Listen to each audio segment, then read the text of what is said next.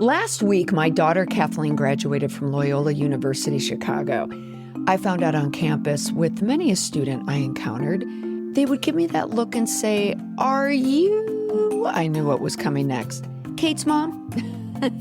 So like a lot of proud parents out there, I've been thinking a lot about what it means to step into the world right now, especially if you're a student heading into journalism, PR, advertising, or communication. Or not, it could be any profession. But Kate, she's not just walking into the workforce. She's walking into the real world. She needs her eyes open, and like so many of her fellow graduates, they don't quite know what they're going to end up seeing. In this episode, I'm sharing a life list of sorts, the things that no one tells new grads about when it comes to managing life and managing crisis. Psst, hint, it's preventing them in the first place. Kate, this list is for you, but it's also for every recent graduate stepping into life or anything that involves managing your reputation in the post-grad world. These are the things I tell my clients in crisis, and these are also the same things I've told Kate's siblings, Rory, Connor, and Quinn, time and time again. This list has been dubbed, in my household, Mom's Life List. Here it comes. And there's always rolled eyes for a fact. But I'm not wrong. And now I'm putting the list out there because I believe that this list will help someone else's new graduate. I'm going to share the top 3 questions I get from students or their parents when I'm on the road speaking, particularly when I'm exiting the stage. The list I gave Kate and her siblings on repeat. The list they never asked for, but a list that I believe every young person should hear. And what to say when you feel unprepared or overwhelmed in your first real-world moment of crisis. Parent, send this list to your grads. Grads, save it for when you need it, because you will need it. If you're hearing this list for the first time, welcome. Yes, I am that PR lady you may happen to see on social media commenting on trending news stories that feel more like PR car crashes. But I'm also a full-time crisis manager as well as a keynote speaker. At every event, as soon as I exit the stage, people ask me questions. I'm going to share with you the top 3 questions I get from students or their parents at practically every event. The number 1 question: how do you get into crisis management? When I hear this question, I often suspect people feel this way because it looks like fun. And you know what? It is. Anyone can be a content creator. You want to talk about PR crises online? Go ahead, have at it, enjoy it. It is fun. But to do it as a profession is not necessarily a linear path. So my answer: no one applies for work in crisis management. You get pulled in when it hits. It's a skill set within the communication industry in any sector. When I started labeling myself as a crisis manager, it was an industry made up of older white males. Those were my contemporaries. It was more commonplace for a male to be in a trusted position during some crisis event because men see other men as trusted advisors. As a female Gen Xer, I had to gain credibility in my work as someone known to be able to handle a crisis under pressure. I didn't wait for the validation for people to hire me at a company as a crisis manager. I did it by way of being a director of communication. I worked in the cruise line industry. I didn't work in the, "Hey, do you want to come party poolside on this cruise ship?" That wasn't my job. My job was to draft an answer when there was a crisis, typically at sea. Not when we ran out of daiquiri mix, but more the phone call that says, "Hey, we have people in our buffet lines who are throwing up, and then they're going back for food." Now, that problem became my problem because I knew that the norovirus was sweeping the country. And it wasn't just affecting the cruise line industry, but the crisis was only impacting the cruise line industry. It was my job to strategically find a way for reporters to connect the dots that passengers were boarding airplanes sick.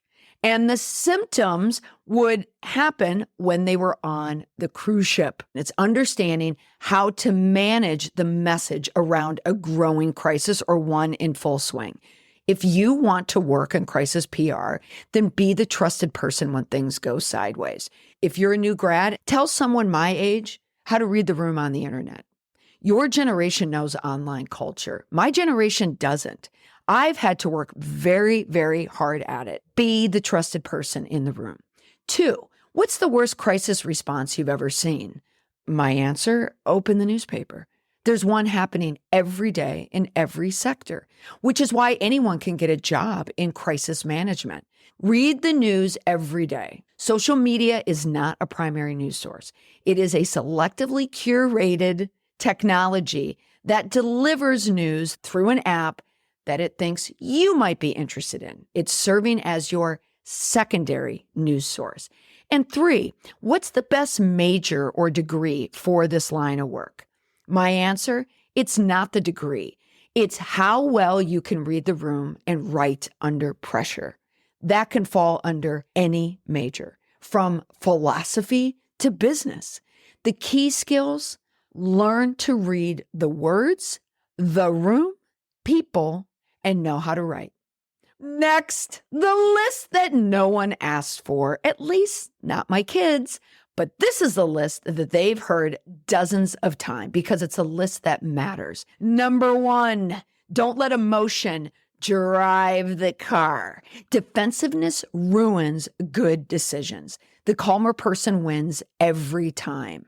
The clients who struggle in a crisis are the ones who are the most defensive. As soon as I spot it with a client, I triage the emotion. Same for life. When my kids come to me with an issue, whether it's their own or for a friend, I'm always dissecting how people act under pressure. When I hear a story, whether it's from a client, my kids' friends, or my friends telling me a story about people who they're interacting with, it could be their spouse, someone they're dating, someone in their life, whatever it is, when I hear defensiveness, or when I hear them say, but they did this, and then it makes me feel, I say, stop. Do not let anyone else hold you emotionally hostage because they are insecure, because they are defensive. That's their baggage to carry, not yours. 2, keep your hands clean. The honest, ethical person wins every time. Work hard. Shortcuts backfire. Always. Breaking rules for speed or ego will always cost you more later. The internet has receipts. People who cut corners in work and in life always pay at some point. 3, know what makes you magnetic. If you're a grad trying to figure out what you want to do in life, or if you're mid-career and you don't like your job and you want to change, the first place to look is inward. Figure out why people are drawn to you, then build from there. Don't define your future by what job. Define it by what makes you light up, what makes you special. Listen when people tell you what they see in you, when they compliment you. That's your leverage. People in life don't comment on your work skills when they meet you like, you look like you'd be very good at Excel. You look like you would be good at doing my taxes. No, they notice your soft skills, the ones that you're just naturally good at. When Kate was at a career crossroads, she needed to pick an internship. She didn't know where to turn for work because she was looking at it as a career. I can tell you this was one tense phone call because I could feel the panic set in. She felt like she had to decide her fate by picking one internship. And I understand that because a lot of internships in junior year set you up for a job down the road. But it's not locked in stone that you have to do that. It's just an option for you. For Kate, the first question I asked her was this: is it fair to say that you eventually want a career where you're, quote, in the mix? I knew Kate was not bound for a cubicle. She's drawn to people, to activity. She's highly social. She just likes people and connecting with people. She is an extrovert. She gets energy from people. Also, if it's a no, it's a no. I found this out the hard way when we were on a recruiting visit to a college for soccer. Kate, she was an all-star soccer player. Her junior year of high school, she was the leading scorer on her team and in the state championship, which they won. But when we were on recruiting trips for soccer, a soccer coach said to me on the tour, "Hey, I'll find more money for Kate if she plays for us." I was, oh, thank goodness. I'm like, yes. But then when it was time to walk back to the car, I said, "Kate, what did you think?" And Rory, her sister, who played college soccer, said to her, "Oh my gosh, Kate, wouldn't this school be great?" And Kate said, "No, I don't want to play soccer anymore." Not only did she say no to the school, she was saying no to playing soccer. I died inside because all I could think about was the money and the time and the miles I put on my car going to soccer tournaments, soccer games. I was her travel soccer coach for years. So, of course, I was only thinking about myself because that's what parents do. But I stopped and I said, I have to respect her answer. And I'm glad that I did. I'm not going to say it was easy, but I did it. And I did it at the moment. She was also a pandemic kid. She lost her senior year. She lost her senior year of school and friends and soccer. She lost all of that. So I think that had something to do with it. She just wanted to start life. I wasn't surprised that she picked Loyola Chicago at all. She made the decision when we were watching the Final Four, as a matter of fact. And I was telling my kids about applying to Catholic schools, particularly Jesuit schools. And I was thrilled with the choice. She played club soccer. She played club hockey. She was huge into intramurals. As a matter of fact, her intramural soccer team won the championship. Loyola Intramurals posted it on their Instagram page. She was also an orientation leader. She was the arena host at games at Gentile. She was at the center court announcing things on the Jumbotron. She was also the camera person for the Jumbotron. If I were to watch Loyola men's basketball, I could see her on the sidelines. In fact, when she came home from Christmas, we were watching a replay of the game, and there she was courtside with her camera talking to Sister Jean. There were so many clues there to Kate's future. So knowing this, when it came to figuring out her path, we just looked at the clues that were there that told us what she liked to do. She liked being in the mix. She liked interacting with people. She liked events. I asked her, how about event planning? How about working in sports? How about sales? So she got a paid internship in sales, and she did great. She really liked it, and she made a lot of money. That internship led to job interviews. And I can proudly say that Kate landed a highly coveted position in the sales development program with MLB. She is going to learn all about sports sales and service.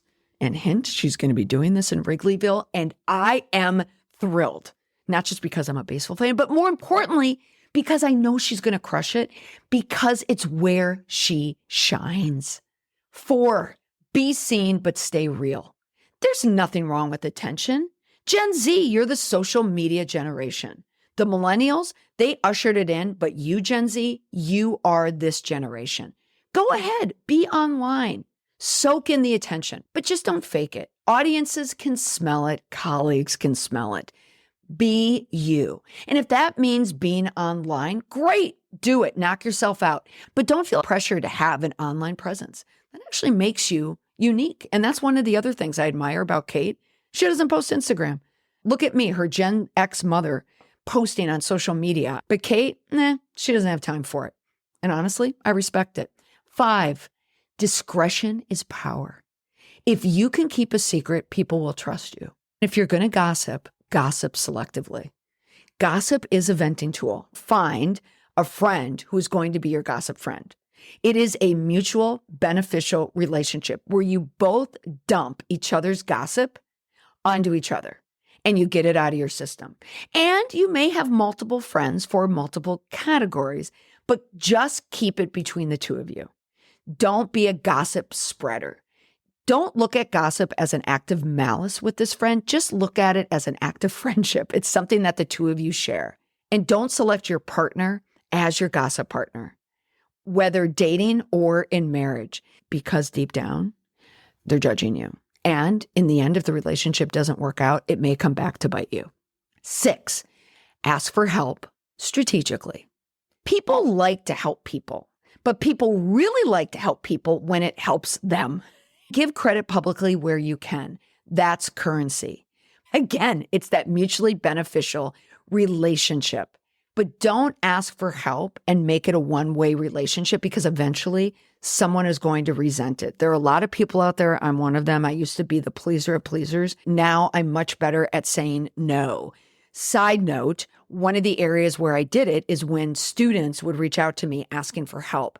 I know at the end of every fall semester and at the end of every spring semester, I get requests from students asking for interviews, because there's a lot of professors out there who have an assignment in their PR class that says, find someone who works in PR and ask them 1 million questions about their jobs. You can imagine, as someone who's on TikTok, how many requests I get. When I first started online, I would sit down and do these interviews, but I recognized it was chewing up a lot of my day. I could not help my paid clients, the people who are in crisis, because I was working with so many people. I wanted to do it, the pleaser in me, but I learned that I needed to say no. By the way, if you are a student who needs this type of help, you don't need to get it from me one-on-one. Just go to my content. You can find answers to your questions just by looking at it, and I'm happy to help you. Or if we're at a conference and you see me there, stop me. I always love talking to students. 7, help others, but not at your own expense. Give generously, but protect your energy. Mutual benefit isn't selfish. It's just sustainable. Be okay with saying no. Explain why and let them know in the future if you can help. You will. And then if you can, do it. But if it's taking too much from you, then feel comfortable saying no. 8, outsmart, don't outrage. Revenge feels good, but it only feels good in the short term. The long game wins every time. Trust me, toxic people will show you who they are. Whether you are dating someone, you are roommates with someone, you married someone, and now you want to divorce someone out there has hurt you. The instinct is to hurt them back. It's reflexive. It's very normal, but you need to outsmart that feeling. Revenge, whether it's calling someone out online, sending a text online to friends, whatever it is, putting people on full blast only feels good momentarily. The long game wins every single time. Wait it out, because trust me, toxic people eventually end up poisoning themselves. Take it from someone who's been there. It happens. 9, look for accountability, but offer it too. People who admit mistakes are strong people. People who deflect are weak. Accountability is my ethos. My indestructible PR framework, own it, explain it, promise it, I use with all my clients, that I use in all my strategic communication plans, that I use in all my strategic crisis plans, that I use in all my strategic messaging. My ethos of accountability was built from life, not from career. I learned it in life. People who do not take accountability are weak. People who do are strong. People who recognize strength are less likely to go after that person. Trust me on this. I know what I'm talking about. 10, fear is the root of every bad decision. Behind arrogance, cruelty, ghosting, mean widespread gossip is fear. Spot it, name it, sidestep it. 11, your brain runs in sprints. Do your work in 90-minute spurts. Your brain is no longer effective at 91 minutes. Block your time, block your studying, block your life. That's how long you can truly focus. Use it, then rest it. You're not lazy, you're human. 12, don't settle anywhere, not in love, not in work, not in how you're treated. Boundaries are not prickly barriers. They're guardrails for your worth. If you tell someone that you do not like how they are treating you, that is a boundary, and you have every right to that boundary. If a person punishes you because you set a boundary, they are holding you emotionally hostage. Don't let anyone do that. Everyone has a right to set a boundary, and everybody should respect that boundary. And if they don't, call them on it. 13. Lucky 13. This is for the new grads. Remember, you are the pandemic generation, and that makes you resilient. You lost the payoff years, the joy, the celebration. Don't let older people label you as weak. It makes you undercredited. I know this because I've been in conversations. I've been in the rooms where people, my generation, elder millennials, baby boomers, they are putting Gen Z on full blast. I cannot believe that they're demanding to work remote. I cannot believe the demands that they're making. Watch what is labeled because of the pandemic compared to you actually being lazy. There is a difference. Now, if a job has an in-office policy, then follow it.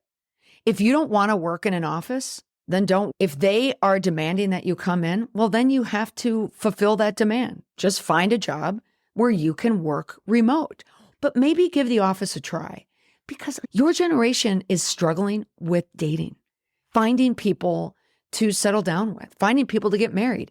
A big reason why so many of you don't work in an office. You're not meeting anyone. So many bars and restaurants went out of business.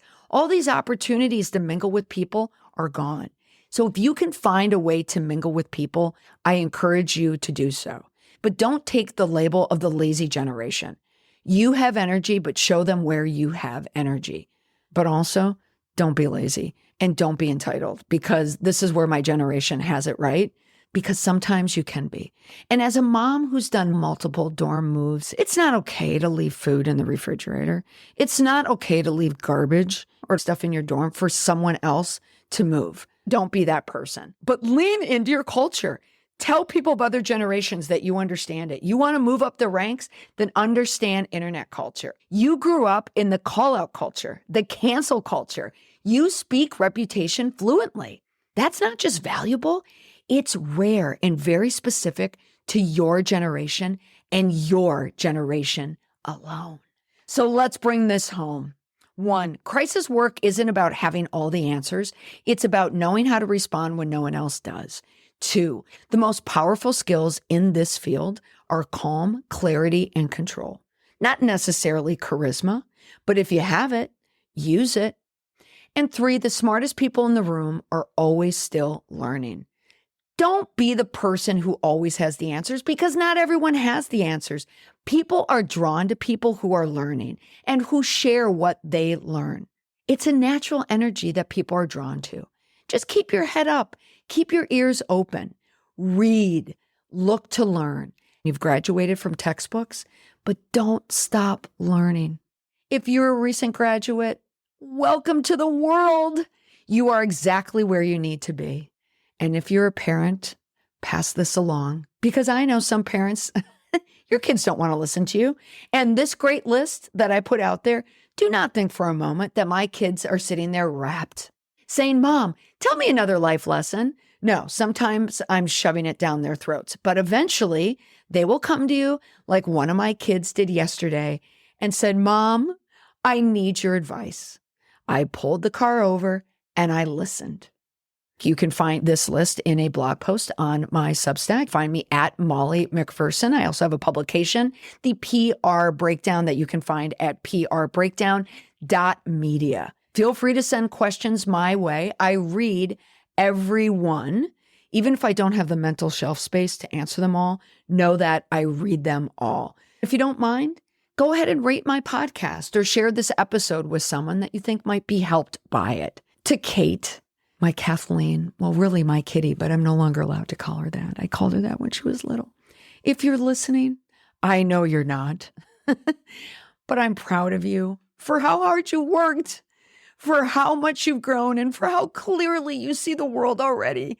My middle, yes, I'm crying, and yes, I'm embarrassing you right now. I know I am, but I am so proud of you. You crushed college. I loved walking around that campus and having so many people know you, particularly Joe, who picked us up in the golf cart when it was freezing on the quad. But I loved meeting everyone who knew you, and I'm so proud to be your mom. You're going to have a great life because you've got everything you need. And if you ever forget that, you just come back to this episode. And for everyone, until next time, stay calm, stay clear, and just carry on. Bye for now.